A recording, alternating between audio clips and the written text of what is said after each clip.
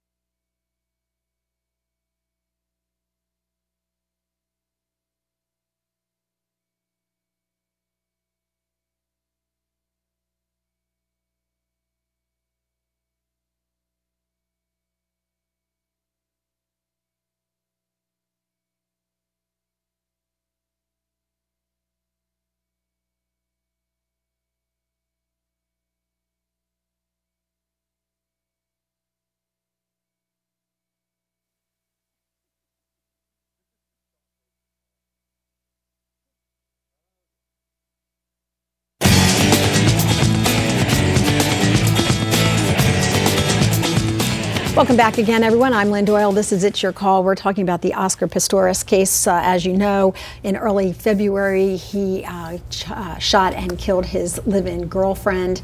And now the debate is raging on as to whether or not it was an accident, a tragic accident, or whether he actually did it on purpose after an evening of argument. You know what's hard for prosecution and defense is that the only witness to the crime is the victim. You have Oscar and his story, but how do you corroborate that story for either side, either for the prosecution or the defense? That happens in quite a few murders, right. That the only people that know what happened, it's a he said, she said, except for in this case, the she said is dead. Right. So it's whatever he says, plus the state has total circumstantial evidence. Everything you see on CSI, I mean, hair, blood, fight, this is all circumstantial evidence because in most murders, there aren't eyewitnesses. So the trajectory of the bullet will matter. Right. Whatever forensic evidence is gathered from the scene, which is why I think when you only have him saying what happened, what they gathered from the scene always really matters.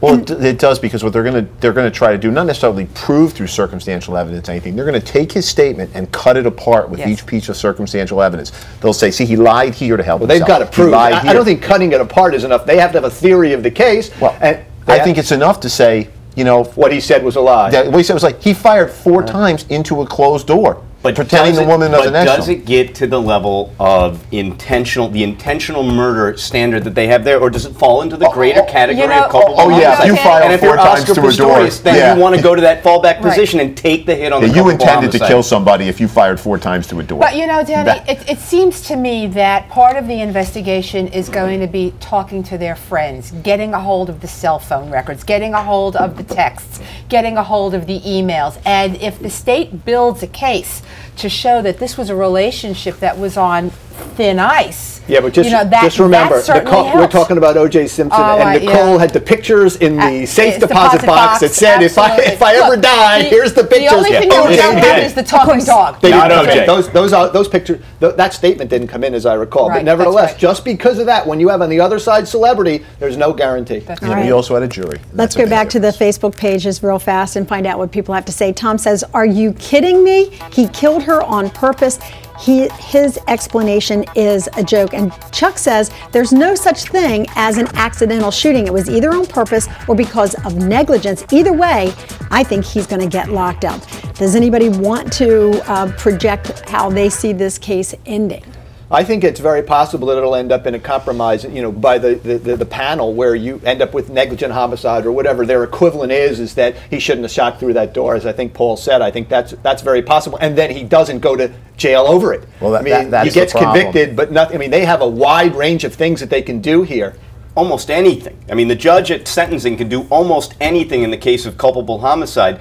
And I think, that's my prediction, I think they're going to go for splitting the baby and get into that culpable homicide land and take that hit and shoot for the best you can at sentencing. Sometimes that's the best you can do as a defense attorney. I think that should be the strategy here. Although they're out of the box. I mean, these lawyers are out of the box fighting this case tooth and nail. Yeah. But not from the prosecution standpoint. I'd almost put the onus completely on the judge. We'll see how much that judge likes the hot lights of this case on him. I'd say, you know what, if you're going to acquit him or convict him of negligent homicide, acquit him completely. And Sadie? Oscar goes to jail. Oscar goes to jail. Oscar goes to jail. Well, that's what they have to say. We want to give you an opportunity to tell us what you think. In the meantime, thanks very much, guys, for being here. It was great to have you back with us. We always find a way to bring O.J. Simpson into a conversation when I have these 4 here. If you were unable to get through and you want to tell us what you think, you can email me at lynn@lynndoyle.net. Until the next time, my thanks to my crew and to you for watching. We'll see you.